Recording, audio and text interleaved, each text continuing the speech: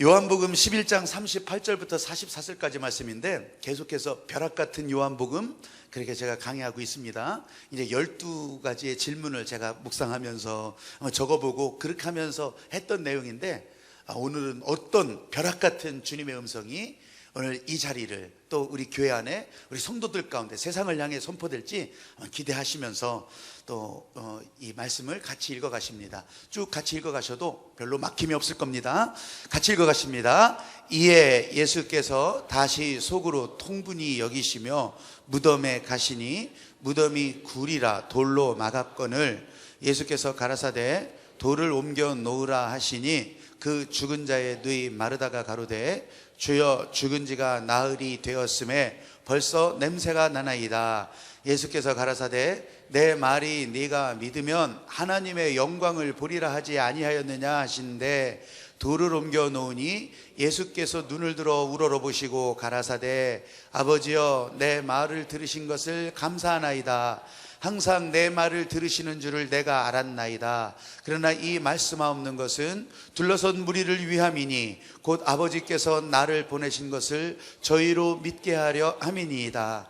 이 말씀을 하시고 큰 소리로 나사로야 나오라 부르시니 죽은 자가 수족을 배로 동인 채로 나오는데 그 얼굴은 수건에 쌓였더라. 예수께서 가라사대 풀어 놓아 다니게 하라 하시니라. 아멘. 이제 뭐 모이는 집도 있고 모이지 않는 집도 있고 막 그럴 겁니다. 그런데 여러분들의 생각에 아유 여기는 안 됩니다. 이 사람의 가정은 안 됩니다. 여기는 막혀 있습니다. 해도 소용없습니다. 그러고 포기하셨다면 포기하지 말라는 거예요. 지금 예수께서 진짜 죽은 지 나흘이 된 무덤가로 가서 그 무덤을 막은 돌을 옮겨 놓으라 그러면서 나사로야 나오라 선포하시는 것이 그때 그 집안만 좋은 것이 아니라 오늘 우리들에게도 벼락 같은 음성으로 나사로야 나오라 선포하실 때에 여러분들이 포기했던 바로 그곳 열리게 될 줄로 믿습니다. 여러분들이 주저앉았던 바로 그 자리에서 일어나서 나가게 하실 줄로 믿습니다. 오늘 하나님께서 우리에게 주신 마음 바로 그 마음 그걸 위해서 주께서는 죽으시는 그 길을 가신 거거든요. 주님께서 안 죽어도 될 일을 죽을 길 알면서 가시는 거예요. 우리는요 때로는 고난받을 줄을 알면서 때로는 비난받고 때로는 잘 안 되는 것 같고 때로는 실패할 것을 예상하면서도 이것이 은혜니까 이것이 축복의 말씀이니까 그 말씀 따라 움직여가는 거 아니겠어요? 도대체 뭘 보고 가실 것 같아요? 이렇게 식구들하고 모이거나 아니면 이제 이웃 친지들하고 모일 때 진짜 자식은 부모의 뒷모습을 보고 자란다고 하잖아요. 여러분 그것이 얼마나 긴장된 말이에요. 자식은 부모의 뒷모습을 본다. 말로 뭐 백날 해도 소용없어요. 뒷모습을. 근데 걸음걸이만 쫓아가는 것이 아니라 이상하게 걸음걸이가 닮아가는 그런 것이 아니라 진짜 모습. 우리 제가 이거 보면서 진짜 엄청 웃었거든요. 한번 보셔요. 부모의 뒷모습을 어떻게 보고 있는지. 아래 영원하신 파량기세 그의 발에 영원하신 파량기세 나이 같은 뭐 갱결이야.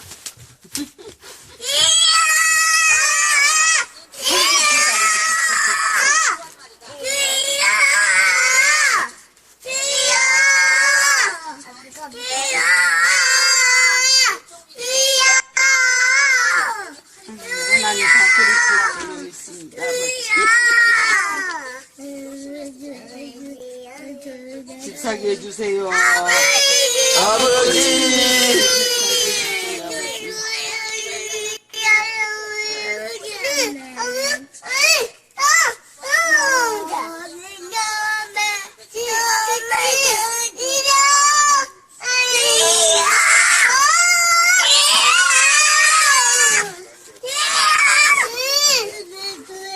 네, 그래도 올리는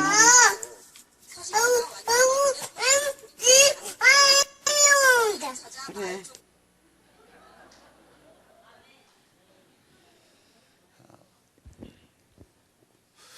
저 잠옷이 있는 아기들은 어떻게 하실지 모르겠어요. 이전에 보면 왜 아이들 키우면서 무슨 알렐루야도 이렇게 흉내내고 막 이렇게 하잖아요. 근데 저 정도 차원은 없었던 것 같아요. 근데 진짜 대단한 유치부 강사인 것 같아요. 그래서 제가 어디 있는 집 애들인지 한번 찾아보고 제대로 한번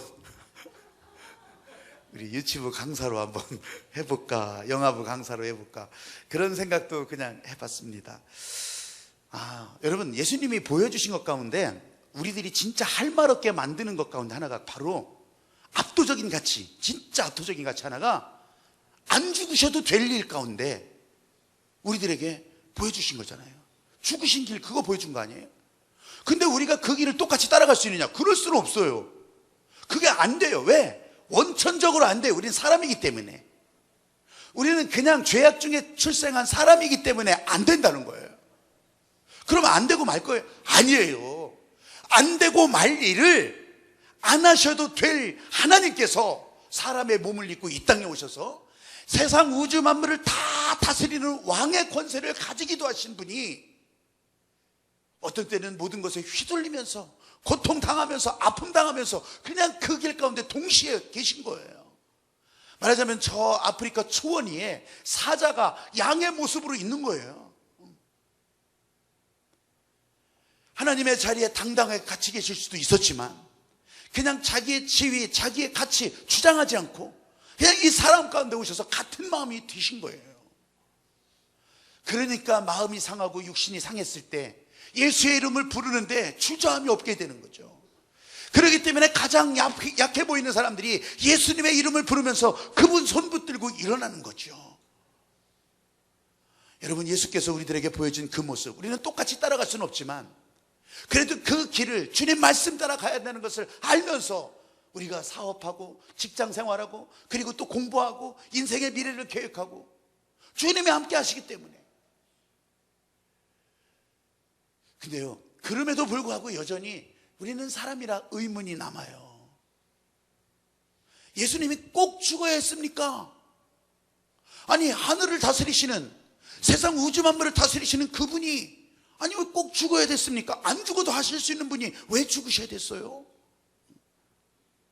아니, 그분이 왜 우리 약한 인간 가운데 들어오셔야 됐습니까? 이게 의문이에요. 저는 그래서 그 의문, 믿음 생활하면서도 예수님이 꼭 죽으셔야 됐나? 안 죽으시고 진짜 세상에 악한 것에 다 쓸어버리면 안 되셨나? 아니, 이러면서 우리가 묵상하고 또 같이 기도하고 또 그러는 가운데 이게 늘 남잖아요. 이런 게 내 인생 확 풀어줬으면 좋지요. 얼마나 좋아요. 그리고 막힌 문제 그냥 빵빵 뚫어졌으면 얼마나 좋아요. 근데요, 그렇게 하시기 전에 예수님은 우리와 같은 마음이 되기를 원하셨어요. 그래서 이 땅 위에 사람의 몸을 입고 내려오신 이유가 되는 거더라고요. 같은 마음, 심패시, 동정, 같이 그 마음을 가진다 이거예요. 공감한다 이거예요. 오늘 38절 여러분들이 첫 번째로 읽은 그 구절에 통분히 여기신다고 했어요. 예수님께서. 여러분, 제가 어려운 단어풀이 하려고 하는 것이 아니라 여기에는요, 통분이라고 이렇게 되어 있지만 원래 이 통분이라고 하는 단어를 사용했던 그 말을 보면 통분이 여기긴 해요. 근데 막 분노하시면서 지금 막 그 무덤으로 가는 거예요. 화를 내시면서 진노하시면서 가는 거예요. 근데 이 상황이 어떤 상황이냐면 이런 거, 이놈들, 이것들이 진짜 아니 이 사람들의 마음을 그렇게, 아니 이것들 니들 꼼짝 마, 이제 이렇게 화를 내시면서 분노하시면서 입으로 막 소리를 지르면서 가는 상황이 이 통분이에요. 그래 영어 성경 가지신 분들은 그 부분이 아주 고닝이라고 그렇게 나와 있어요. 고닝으로. 근데 우리나라 번역 성경에는 그렇게 표현을 안 해놨어요. 고닝은 뭐냐면 아주 그냥 화를 내면서 막 이렇게 하고 가는 거거든요. 이게 그게 고닝이거든요. 근데 우리나라 분들은 이제 전통적으로 어른들을 잘 섬기기도 하고 우리가 존경하고 섬기는 그 예수님이 그렇게 표현된다는 게 좀 그렇잖아요. 아니 좀 어른이면 예수님이면 좀 체신도 있고 그냥 충분히 계시면서 가는 거야 이해가 되겠지만 이놈들 이게 좀 잘 안 맞잖아요. 이제 추석 때 또 우리 교회 안에 있는 시어머니들 다 조심하셔야 돼요. 며느리들이 와가지고서 어머니 좀 이런 거는 간단히 하면 안 돼요. 말도 조심하시라는 거예요. 말도. 그러니까 이거 간단히 하면 안 돼요. 그래? 간단히 하자. 그래, 다음부터는 그저 뭐 추석날 뭐 복잡하게 할 거 없으니 복잡하게 그냥 아침이나 먹지 뭐. 아침이나 그냥 국이나 끓여. 고기 조금 하고 뭐 간단하게 해. 나물 몇 가지 하고 전이나 조금 붙이고 뭐 그러면 그거 되지. 근데 그 얘기를 대놓고 하는 것이 아니라 이제 막 짜라랑 그래 니들 간단하게 해라. 뭐 전이나 붙이지. 여러분, 이 예수님께서 지금 마르다 마리아 다 방문했어요. 그 형제 나사로가 죽은 걸 알고 왔어요. 죽지 아니한다고 했는데 막 원망하고 지금 막 울고 같이 울었어요. 근데 이 사람들에 대해서 분노하는 것이 아니라 지금 예수님은 막 분노하시면서 누구한테 분노하겠어요? 마귀 세력에게 분노하는 거예요. 이 사람들에게 절망을 주고 이 사람들에게 슬픔을 주고 그리고 이 사람들 가운데 포기하게 하고 주저앉게 하는 그 상황에 대해서 이 마귀 세력들아, 내가 생명인데, 내가 부활인데, 그러면서 이 마귀 세력들이 주는 그 마음에 대해서, 여기에 대해서 진노하시면서 니네 봐라 이것들, 내가 그 한 방에 다 물리치겠다, 지금 그러시면서 가는 거예요. 우리와 같은 마음이 되게 하시는. 그러니까 거기에 대해서 야 니들 진짜 그렇게 같은 마음이 되셨잖아요. 민망히 여기서 같이 우셨다고 했어요. 같은 마음이 되셨던 거예요. 같은 마음. 또 하나는요, 세상에 대해서 진노하고 계셨던 거예요. 마귀가 지배하는 이 땅의 현실, 거기에 대해서 불같이 진노한, 고칠 수도 없었잖아요. 이건 죽을 병이 아니라고 예수님 선언하신 건데 세상은 고칠 수도 없었어요. 그냥 아픔 주고 눈물 주고 그러면서 땅을 치고 아이고 나사로야 그렇게 절망하게 만드는 이 세상의 환경에 대해서 예수님은 진노하고 있었어요. 여러분, 오늘 우리들 가운데도 내가 주님의 마음 그대로 살기를 원하는데 세상이 녹록하지 않아서 세상이 우리를 방해하고 여러분들을 누르고 여러분들의 앞길을 방해하고 있는 바로 그 현실, 예수님이 이 땅에 오셔서 그래 니들의 아픔이 뭐냐, 아유 예수님 진짜 이 세상이 우리를 내버려 두지 않아요. 이것들 진짜 누구한테 화내겠어요? 바로 우리한테 화내겠어요? 아니에요. 세상의 환경에 대해서, 악한 영이 지배하는 이 세상의 환경에 대해서 예수님이 거기에 대해서 진노하고 있었던 거예요. 우리와 같은 마음이 되는 거예요. 같은 마음. 여러분, 가족은요, 우리가 하늘나라 가족이라고 했을 때 하나님 나라의 자녀고 또 예수님이 진짜 예수님과 함께 되고, 여러분 하늘나라 가족이라고 하는 것은 마음이 같아져야 돼요. 마음이. 가족도 뭐 가족 뭐 텔레비전에서 그렇게 해도 마음이 같아지지 않으면 절대 가족이 될 수 없어요. 원수처럼 지내고 진짜 그냥 가족이 아니에요. 그거는 원수지, 원수. 근데 피 한 방울 안 섞였어도 가슴으로 나오는 자녀들을 붙들고서 사는 사람들 있잖아요. 그건요, 누가 가족이 아니라고 해요. 그게 가족이지. 어느 날 그 가정에 저 먼 나라에서 이주민으로 가정의 식구가 되기도 하잖아요. 가족의 가족. 여러분 며느리, 여러분 뭐 사위 다 가족이잖아요. 피 한 방울 안 섞였어도 마음으로 같아지니까. 마음으로. 나는 여기 계신 여러분들이나 저나 하늘나라 안에서 다 가족 같은 마음. 그래도 가족이라고 하고 또 그렇게 내가 일부러 주장하지는 않지만 진짜 가족은 그런 거예요. 하나님 나라의 백성으로 하늘나라 가족이라고 하는 것을 믿으시기 바랍니다. 마음이 같아질 때, 마음이 같아질 때, 그때 예수님께서 같은 마음 가지고 이 땅에 오셔서 바로잡으실 일들이 있었던 거예요. 세상을 바로잡으시기 위해서 예수님은 죽으셔야 됐거든요. 아니 꼭 죽으셔야 됐습니까? 여러분, 예수님이 분노하는 거, 이런 상황 만든 것에 대해서 분노도 하셨지만 이 상황을 바로잡으시려고 이 땅에 오신 거잖아요. 여기 올라오는 것도 악한 영들이 방해했을지 모릅니다.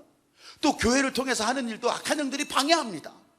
이건 영혼을 위해서 살리는 일, 이거는 누군가 개인의 유익이 아니라 하나님 나라 영광을 위해서 해야 될 일. 속도는 늦을 수도 있어도 때로는 빠를 수도 있어도 그런 일에 대해서 누군가 방해한다면 이건 악한 영이 방해하는 거죠. 사람들의 마음을 빼앗아서 아무리 뜯어보아도 이거는 하나님이 기뻐하실 일이다면, 여러분 그건 방해는 진짜 악한 영의 방해라고 그렇게 보는, 그때서부터는 영적 전쟁이 되는 거예요. 이런 악한 영의 방해를 바로잡으시려고 예수님이 이 땅에서 우리를 위해서 대신 죽으시는 그 놀라운 일을 감당하시는 거 아니겠어요? 또 죽음, 원래 창조의 세계에서는요, 하나님께서 창조하실 때는 죽음도 없었어요. 근데 이 사단의 유혹에 사람이 빠지고 나서부터, 죄를 짓고 나서부터, 하나님의 말씀을 어기고 난 나서부터, 그때서부터 죽음이 이르렀잖아요. 그때서부터 사단이 사용할 수 있는 가장 강력한 무기가 죽음이 되는 거예요. 마귀가 사용하는 가장 강력한 무기가 죽음. 그래서 죽음은 누구든지 다 두려워하는 일, 죽음의 공포. 그래서 진짜 마지막에 하는 말 그런 거잖아요. 너 죽고 싶어? 그리고 또 우리들도 때로는 성질나서 마지막으로 하는 말 그런 거지. 야, 내가 죽어봐야 알겠어. 죽음. 원래 창조된 세계에서는 죽음이 없었어요. 하나님과 통하는 그 세계에서는 죽음이 없었다고요. 죽음은 이 땅에 사는 수명이 정해지는 그 순간부터 우리들이 두려워하는 죽음이 되는 거예요. 여러분, 우리가 하나님 말씀 안에서 은혜로 자유하게 됐다고 하는 이유가 뭔지 아세요? 지금 우리가 예수 그리스도에 대해서 생명을 가졌다면 이 땅의 육신의 삶이 정해진 수명 살고 그 다음에 끝나는 것이 아니라, 사람들은 끝나는 것 때문에 두려워하죠. 근데 그것을 뛰어넘어서 우리는 또 다른 생명으로, 영원한 생명으로, 원래 하나님과 함께 했던 그 생명으로 살게 된다고 하는 거 믿으시기 바랍니다. 이게 믿는 자의 권세고 믿는 자의 소망이고 하나님 나라의 영광이고요. 여러분, 그래서 이 땅에서 고통 겪을 때 아프죠. 그리고 질병을 막 통과하면서 괴롭죠. 그럼에도 불구하고 우리는 소망의 사람이라고 하는 건, 이 땅의 육신이 끝이 아니라 배추벌레가 나비가 되는 것처럼, 배추벌레가 어떻게 나비가의 삶을 알겠어요? 근데 하나님이 그렇게 정해놓으셨는데, 이 땅에서 배추벌레의 삶은 어떤 모양으로 끝나도 우리는 나비 같은 삶이, 하나님께서 예비하신 삶이 계속된다고 하는 것을 우리는 소망하고 사는 거 아니겠어요? 근데 마귀가 그것을 다 지워버리고 그것을 잊어버리게 하고 생각하지도 못하게 하고, 그거 가지고서 죽음이라고 하는 공포로 우리들을 휘둘르고 사람들을 휘둘르고, 예수님께서 바로잡으려고 하는 게 바로 이거였어요. 이 세상에 오셔서 죽으셔야 바로잡히는 일들이 바로 이거였다고요. 그걸 제가 조금 더 쉽게 설명드리자면, 여러분, 우리가 이런 거 있잖아요. 그럼 바로 잡으시려면 지금 바로 잡으셔야지. 왜? 아주 단순한 질문인데, 아니 지금 세상에 저 악한 것들 싹 쓸어버리면 안 되겠습니까? 지금? 왜 내버려 두세요? 이런 질문 하잖아요. 이런 의문 지금도 있을 거예요. 근데 그 질문은요, 정확하게 말해서 하나님을 몰라서 하는 질문이에요. 그리고 나는 하나님을 모른다, 그렇게 말하는 표현이기도 해요. 왜 그런 줄 아세요? 저는요, 이 말씀을 묵상하면서도 그렇고 이 주님의 마음을 자꾸 담아보려고 할 때 이런 것들이 이제 알게 돼요. 그러니까 벼락같이 이런 소리들이 막 들리기 시작하는 거예요. 여러분 보세요. 우리가 진짜 지금 세상을 쓸어버리세요 했을 때 이 세상이 잘못됐습니다. 잘된 세상이라면, 여러분 보기에 좋은 세상이라고 한다면 그런 얘기 나오겠냐고요. 그 얘기는 내가 보기에라는 거예요. 나한테 유익하고 나한테 좋고 나한테만 아름다워 보일 때 좋은 세상이고, 내 마음에 안 들고 또 내가 계획에 틀어지고, 그리고 내가 불이익을 당하고 내가 뭔가 대접받지 못하고 그러면 이 나쁜 세상, 이 악한 것들 다 쓸어버리라는 거예요. 여러분, 그 깊은 곳에 여러분이나 저나 솔직히 아는 것처럼 내 이기심, 내 중심으로 생각하는 게 얼마나 크게 자리 잡고 있겠어요? 나는 이 나쁜 세상, 이 나한테 도움이 안 되는 세상 싹 쓸어버렸으면 좋겠습니다. 주님, 지금 나한테 대박 터지게 했어요. 근데 또 다른 편에서는 그것이 그 사람들한테는 유익함이고, 그게 그 사람들한테는 아름다워 보이고, 그게 그 사람들한테는 최선의 모습이 되기도 하고, 이게 얼마나 자기중심이라는 거예요. 그러니까 그 질문 자체가 이건 하나님을 모른다고 하는 표시나 똑같다는 거예요. 오늘 우리들이 개인적인 문제를 겪을 때도 있어요. 나 질병 때문에 하나님 왜 지금 고쳐주시지 않습니까? 내가 지나온 날들에 대해서 주님도 다 헤아리고 계셨을 텐데, 그런 것은 나는 다 지워버리고 내 삶의 모습에서 주님 왜 이렇게 하십니까 나에게? 이건 말이 안 되는 질문이잖아요. 또 나는 굉장히 아쉬울 게 없어요. 나는 이만하면 세상 사이에서 그래도 인정받는 사람이에요. 그래요, 나 주님 필요 없어요. 여러분, 이렇게 살다가 어느 날 뒤통수 맞고 어느 날 진짜 이것이 주님이 아니면 안 된다는 것을 알고 주님 진짜 나한테 이러시면 안 되잖아요. 너는 네 맘대로 다 해놓고, 너는 네 맘대로 다 부정해놓고. 여러분, 우리가 얼마나 자기중심적이고 우리가 얼마나 이기심이 가득한지. 하나님께서는 예수님을 보내셔서 우리를 통해서 바로잡게 하시려고 하는 것은, 여러분, 바로 이런 세상 그냥 지금 다 쓸어버리고 잡는 것이 아니라 우리에게 내가 너희를 향한 가치와 소망이 있는데, 내가 너희를 포기하지 않는데, 포기할 수 없는 축복, 포기하지 않으시는 하나님이신데, 우리는 그거 붙들고서 세상의 모든 것들이 우리를 휘둘러도 거기에 굴하지 않고 포기하지 않으시는 하나님 붙들고 그렇게 일어나는 것이 예수께서 우리를 통해서 세상을 바로잡는 일이라고 하는 것을 진짜로 믿으시기 바랍니다. 여러분들은 혹시 스스로 비참하다고 생각하고 있습니까? 근데 그 안에 가려진 너무나 큰 내 이기심, 자만심, 탐심, 분노, 억압, 폭력의 마음, 이런 것들이 그 안에 자리 잡고 있기 때문에 내 인생이 지금 비참하다고 느껴지는 거죠. 근데 하나님께서 여러분을 소중한 인생으로 계획하셨고 이 땅에 살게 하신다고 하는 그걸 발견하는 순간부터 어느새 자유함을 가지게 되고, 진짜 이 땅의 삶의 모습 때문에 내가 묶여지려는 것이 아니라 진짜 자유로운 인생이구나, 하나님 은혜 안에서 인생이구나, 이것이 우리 주님께서 바로잡으시는 세상의 모습이라고 하는 것을 진짜로 깨닫기를 바랍니다. 그래서 우리 불안하지 않게 하시는 거예요. 예수께서 이 땅에서 세상 바로잡으실 일들은 우리 불안하지 않게 하는 거예요. 지금 우리가 솔직히 예수님께서 이 땅에 오셔서 심판한다, 재림주로 오셔서 우리를 다 심판한다고 해보세요. 이 가운데서 여러분들은 그냥 다 남겠죠. 근데 남지 못한 사람들은 어떡하냐고요. 다 아신다고 하시는 주님이 진짜 심판하신다면 나 어떡하지? 나 어떡하지? 이 헌금도 드리면서 됐지만 내게 있는 모든 것을 다 드린다고 해요. 그리고 내 삶의 모든 것을 다, 내 인생이요, 내 피요, 내 땀이요, 다 드린다고 해요. 근데 진짜 주님이 다 아실 텐데 이게 진짜 네 피 맞냐? 이게 네가 땀 맞냐? 다 아시는데. 여러분, 우리 안에 이렇게 마음 깊은 곳에 죄악 중에서 출생했던 바로 그 모습이 여전히 있더라는 것이에요. 그럼 우리는 뭡니까? 우리는 하나님께서 사로잡으시니까, 바로잡기 시작하시니까, 성령에 이끌려가기 시작하니까, 하나님의 축복에 훈련되어 가니까 이런 죄악의 본성들이 그 안에서 활동하지 못하고 기운을 잃어버리고 그냥 거기에서 다 덮여져 있는 것뿐이죠. 교회 조금 멀어져 봐요. 예배 조금 멀어져 봐요. 내 입에서 벌써요, 아니 교회 그거 꼭 나가야 돼, 이 말 안 나올 것 같아요. 하나님 은혜에서 멀어지는 그 모습이 눈에 뻔하게 보이는 것들이에요. 그게 성도들은 잘 모르고 목사도 잘 모르죠. 근데 주님은 아시는데, 하나님을 향한 그 마음이 자꾸자꾸 멀어지는데, 하나님께서 우리들을 향한 축복의 계획도 흐려지는데, 그렇지만 여러분, 불안할 이유가 없다는 거예요. 예수께서는 세상을 향해서는 이렇게 분노하시면서 심판의 칼, 내가 세상에 평화를 주러 온 줄 아느냐, 내가 세상에 대해서 검을 주러 온 줄 모르느냐. 주님께서 하신 말씀에 그 뜻이 이 세상을 심판할 거고 바로잡을 것이라는 거지. 우리를 향해서는, 여러분을 향해서는 칼이 아니라 녹슨 세계의 모습으로, 십자가에 못 박히시는 예수 그리스도의 모습으로 이 땅에 오셨다고 하는 것을 진짜로 감사하시길 바랍니다. 우리가 기뻐하고 감사해야 될 이유, 세상에 대해서는 칼이고 세상은 두려워하지만 우리를 대신해서 심판받으시는 예수 그리스도, 죽음을 십자가에 못 박고 새롭게 생명의 길로 열어주시는 그 은혜가 우리 가운데 열렸다고 하는 것, 그러니까 우리는 불안할 이유가 없다고 하는 것이에요. 믿으시면 아멘. 참 감사하죠. 아멘도 크고. 그런데요, 이것이 예수님한테는 딜레마예요. 고민이에요. 지금 나사로를 살리러 올라가요. 살려야 되겠어요. 그렇지만 살리러 가는 순간부터 이 엄청난 일을 보는 사람들이 이제 딴 생각을 하기 시작하는 거예요.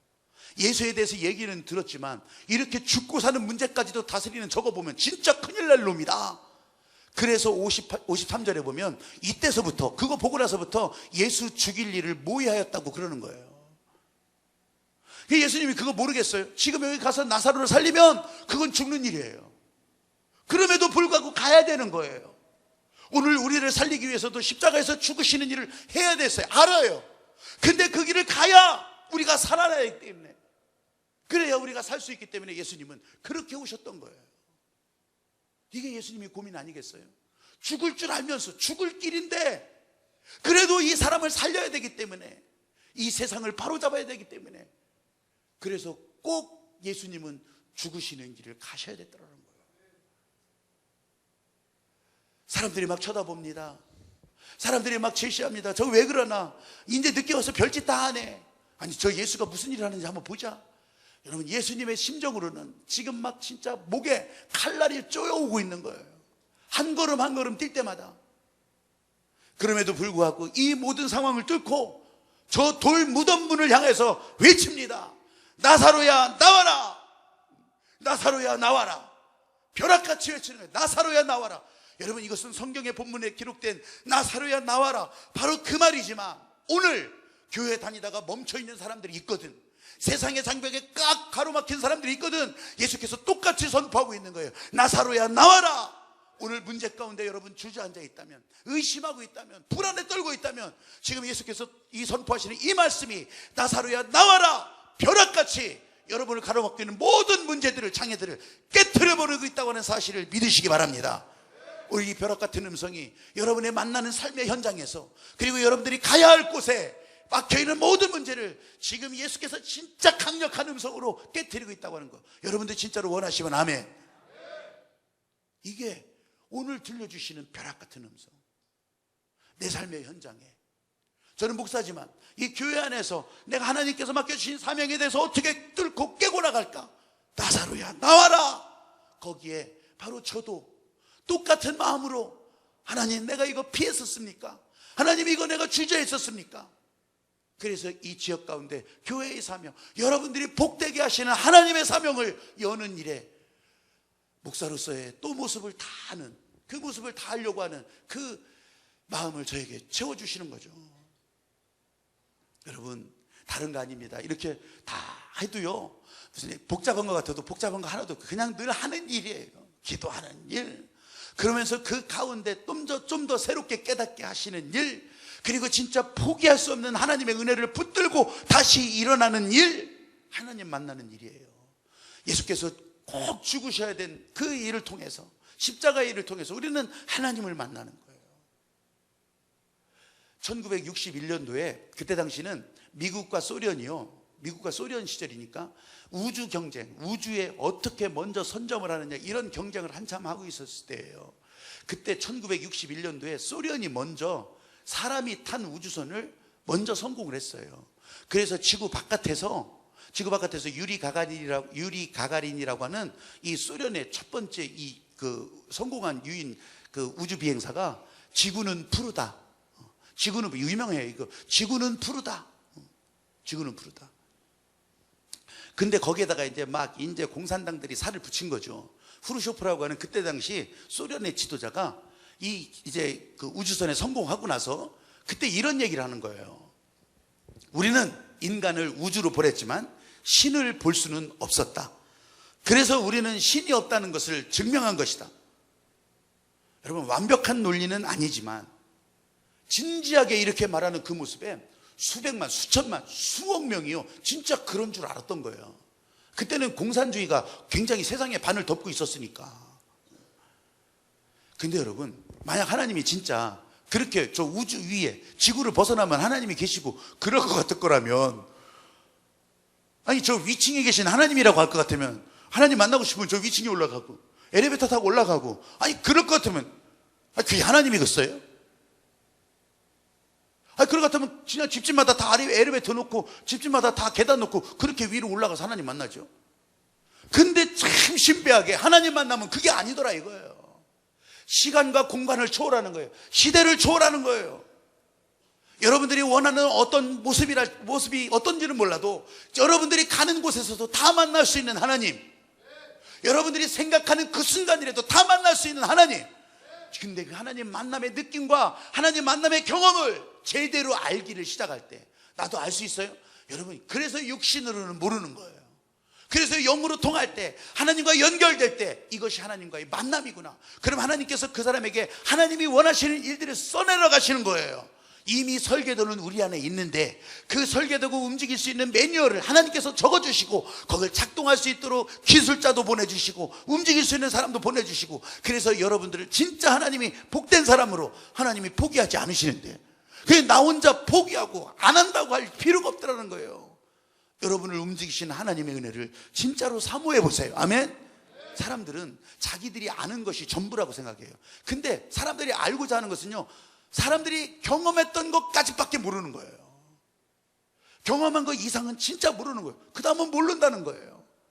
아이고, 세상에서 제일 뛰어난 발명가 과학자 3명을 모아놓고 하나님께서 니들 그렇게 까부는데 한번 시합 좀 한번 해볼까?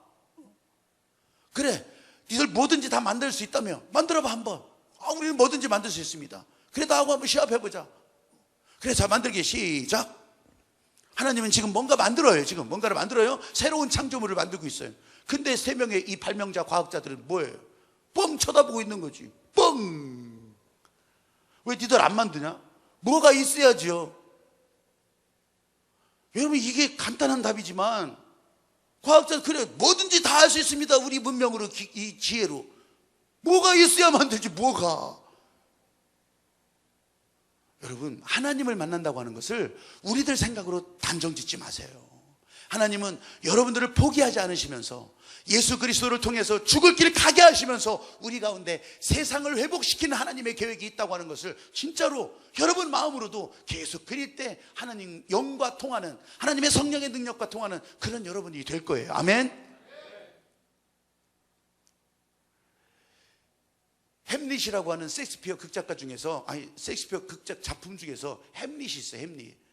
햄릿이 연극의 주인공이에요. 그러니까 소설, 극작, 희곡의 주인공이에요. 실제 인물 아니에요. 근데 그 햄릿이 그 희곡을 쓴 셰익스피어를 어떻게 알겠어요? 셰익스피어 마음을 알겠어요? 모르는 거예요. 하나님께서 이 세상을 들여다보실 때 여러분, 이런 거 있어요. 도로시 세이어즈라고 하는 추리소설 작가가 있습니다. 도로시라고 하는 영국의 옥스퍼드 출신이고, 피터 윈지경, 서 피터 윈지, 이런 이제 시리즈를, 추리소설 시리즈를 쭉 냈어요. 근데 이 사람이 굉장히 인기 있는 그 추리소설 작가인데, 도로시가 그 소설을 쓰면서 피터 윈지, 이 탐정이고 사건을 해결하는 사람인데 귀족이고요, 엄청 잘생기고요, 진짜 아주 멋진 사람이에요. 근데 이 자꾸 소설을 써나가다 보니까 이 피터가 실제 사람이 아니란 얘기예요. 피터가 너무 외로운 거예요. 일은 잘하지만, 멋진 사람이지만 외로운 거예요. 그러니까 이 도로시가 거기에다가 이 피터의 파트너를 이제 만들어 넣는 거예요. 그것도 옥스퍼드 출신의, 키가 크고 좀 말랐지만 그러면서 자기 모습을 그대로 만들어 놓는 거예요. 자기 모습을. 그래서 피터와 이제 인생의 고민을 해결하고, 그러면서 이제 결혼에 성공하고, 그리고 사건도 멋지게 해결해 간다, 뭐 이런 내용으로 소설 써놓는 거예요. 여러분, 소설은 언제나 작가의 마음이 들어간다고 하잖아요. 하나님께서 이 세상을 만들어 놓고, 그리고 이 악한 마귀가 방해하고 또 제트라 같던 그런 일들을 바로잡으시려고는 이 하나님의 마음이 있었던 거죠. 그러면서 고통받는 이 주인공들이, 그리고 우리들이 거기에서 헤어날 길이 없으니까 이 길을 만들어 주시려고 예수님을 보내셨어요. 이렇게 써놓으신 거예요. 그 예수님이 이 땅에 살게 하시고 길을 열어놓으시니까, 그리고 성령을 보내셔서 그 성령을 통해서 이 일을 감당하게 하시는 거예요.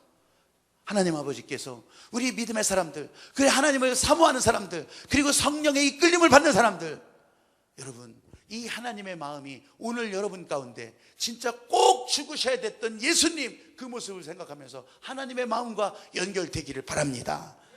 명량이라고 하는 영화가 2천만 명이 넘었다고, 2천만 명이 넘을 거라고 그렇게 얘기들 해요. 그런다고 하더라도 이순신을 다 할 수 있어요? 불멸의 이순신, 성웅 이순신, 무슨 영화 다 동원해서 보면 이순신을 진짜 잘할 수 있냐고요? 몰라요. 그저 기록된 만큼만 아는 거예요. 난중일기든지 아니면 조선왕조 실록이든지 아니면 뭐 하여튼 기록된 만큼만 아는 거예요. 기록된 만큼만. 진짜 이순신을 알겠어요? 그러니까 이순신이 얼마나 참 기가 막혀갔어요. 자기를 이렇게 참 멋지게 만들어준 건 좋은데, 사실 나 그때 고민했었다, 나도 두려웠었다, 나도 떨고 있었다, 근데 왜 그런 건 하나도 안 보이냐, 이 이순신이 그렇게 말할 수 있잖아요. 여러분, 하나님께서 하신 일, 오늘 여기 계신 여러분을 향해서 벼락 같은 음성으로 말씀하시는 거예요. 나사로야 나와라. 나사로야 나와라. 여러분들을 얼마나 사랑하시는지, 여러분들을 향한 하나님의 계획이 중단할 수 없기 때문에 나사로야 나와라. 나와라. 오늘 여기 계신 여러분 가운데 이 하나님께서 불러주시고 예수께서 선포하시는 벼락 같은 음성이 계속 들려지기를 소망합니다. 하나님께서 들려주신 이 말씀 붙들고 갈 때 주님 말씀하시면 가는 사람 되는 거고요, 주님 말씀하시면 서는 사람 되는 거고요. 이 추석 때도 그래서 이 벼락 같은 주님의 음성 듣고 안 돼, 저 집은 안 돼, 아이고 저기는 안 돼. 그렇지만 여러분은 심정으로 이 주님이 주신 말씀의 파장을 가지고 나사로야 나와라. 막힌 담은 무너져라. 여러분, 그렇게 선포할 때 전과 다른 일들이 여러분의 삶의 주변에서 일어나게 될 줄로 믿습니다. 추석은 원래 큰 달, 밤중에, 밤이 두렵잖아요. 죽음이 두렵고 공포를 이기려고 정월 대보름이고 이 추석 8월 대보름이고, 그래서 이 한과이도 너무 크게 밝혀주니까 두려운 세계 가운데 밝혀주는 것 때문에 전 세계 어느 부족이든지 그걸 위해서 이렇게 감사하는, 모양과 형태는 다르지만 그저 하늘에 감사하는 그런 재래의식이 있었던 거예요. 그것 중에 하나가, 우리는 저분이 하나님인지 모르지만 하나님을 감사하는 마음인지 모르지만 이때 눈에 보이는 거 그거 놓고서 그렇게 했던 게 추석이에요, 알고 보면. 근데 우리 교회에서는 추수감사로 하죠. 추석은 첫 열매잖아요.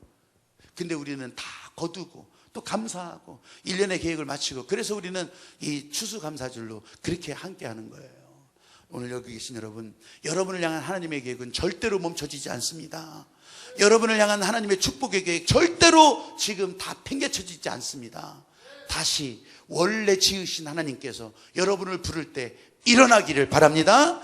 힘내기를 바랍니다. 발걸음을 떼기를 바랍니다. 축복의 지경 놓치지 마십시오. 기도드리겠습니다.